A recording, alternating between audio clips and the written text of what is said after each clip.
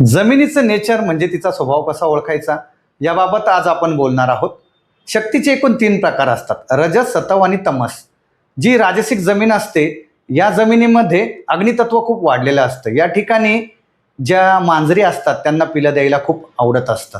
तर या ठिकाणी ज्या वस्तूंचे कच्च्या मालाचे रूपांतर पक्क्या मालामध्ये होणार आहे अशा वास्तू असलेलं खूप चांगलं असतं, म्हणजे इंडस्ट्री, हॉटेल, रेस्टॉरंट. दुसरं म्हणजे सत्व. या ठिकाणी वायुतत्व खूप वाढलेलं असतं.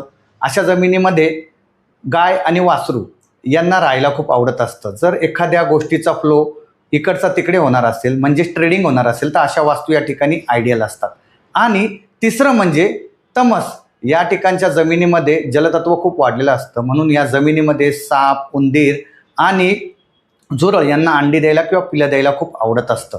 तर अशा जमिनीमध्ये ज्या वस्तूंना एंड पाहिजे असतो, म्हणजे ज्या वस्तू तिथे स्टोरेज होणार असला, तर या ठिकाणी तमसमध्ये त्या वास्तू असलेल्या खूप चांगलं असतं. म्हणजे वेअर हाऊस, त्यानंतर हॉस्पिटल, त्यानंतर स्मशानभूमी या ठिकाणी योग्य असतात.